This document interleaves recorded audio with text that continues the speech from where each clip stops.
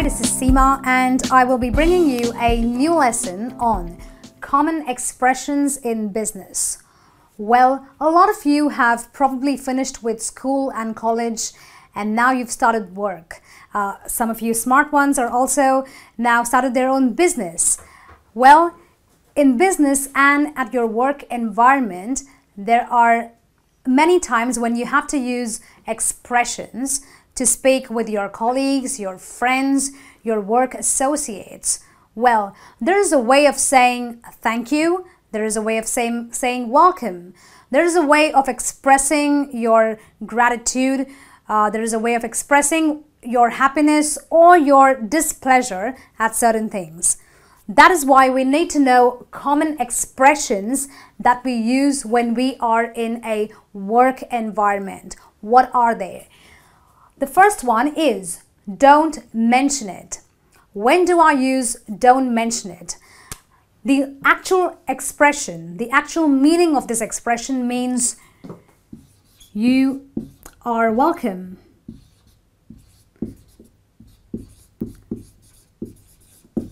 So if someone has given me their pen to write with, I would say thank you. And what would they say? They would say don't mention it, meaning you are welcome. That's all right.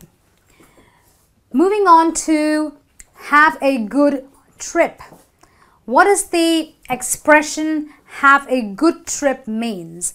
It is nothing but wishing either a friend or a colleague a safe trip or a safe journey while they are going maybe out of town or while they're just going, for a business meeting. So have a good trip is nothing but a way of saying have a good journey, have a safe trip. Moving on to glad to hear that. When do we use this expression? Well, if my business associate was doing very well in his business and he came up to me and said, I have got a business and now it is reaping a lot of benefit. It is making me a lot of profit.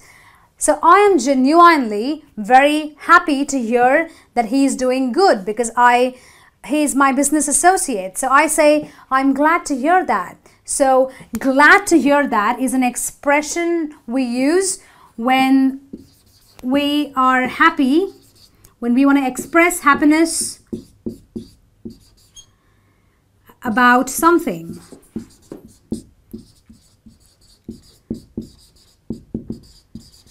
So this is the expression you will use. So suppose someone comes up to you and says, I did very well. I passed with an A+. So you are really happy that he has and you say, glad to hear that. So this is not only used in business, but also otherwise. The opposite of this is sorry to hear that. So when I am unhappy, so I express my unhappiness in a situation when I say I am sorry to hear that. So sometimes somebody could come up to me and say, I read through your book, but I did not really like it, or I do not completely agree with your opinions in the book. I would say, I'm sorry to hear that because I'm not very happy about what he just told me, or maybe I'm not in complete agreement with what he just mentioned to me. Moving on to go ahead. Well, go ahead literally means to go ahead, to actually move from one place to another. But in business expression, the meaning of go ahead is when I say yes to a question, or it is basically just an agreement. So this is also an agreement to something that has been requested of me. So if somebody comes up to me and says, I'm going for a business meeting, I need to borrow your car keys. If I want to say yes, I will say, go ahead. Meaning, yes, you can go ahead, take my car keys, go for your meeting. Okay? So go ahead is nothing but agreement or a yes to a simple question. Moving on to it's a deal. Well, this is a very common business terminology, a very common business expression which basically means that you have agreed. So it is basically an agreement to a decision in business.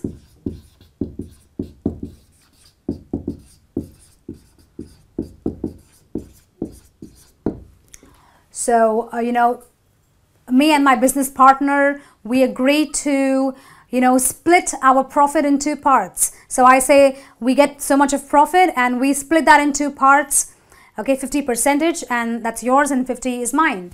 So he says it's a deal. So what he's really doing is he is agreeing to a business decision that we have, concluded upon. So that is where you use an expression like it's a deal. Moving on to here you are. Here you are is basically an expression we use when somebody requests or asks us for a thing. So you ask me for a pen and I give it to you and I say, here you are. Or if someone wants to borrow, my car keys. So I say, here you are. I give him my car keys. So when we give things that are asked of us, while we give it to those people, that's when we use the expression here you are. Okay, so this is a very common expression, but don't take it for its literal meaning. It basically means that somebody's asked you something and you're giving it to them. What a pity. Well, what a pity is used when you are unhappy, or you really feel sympathy for a person. So you want to express your sympathy. This expression is mostly used in cases when a person has strived to get something and at the last moment he came this close to getting it, but then he missed.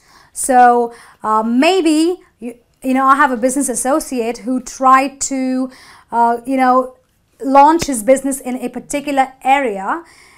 He did a lot to do that and he came really close to doing that, but because of some legal restrictions, because of other reasons, he just couldn't launch his business. So he came really close to something, but he couldn't. So I express my sympathy because maybe I'm a businesswoman too and I feel sorry for him. So I say, what a pity you couldn't achieve what you tried to do. So what a pity is an expression when I'm unhappy, genuinely unhappy for something or someone, or I'm expressing sympathy in light of a person's situation.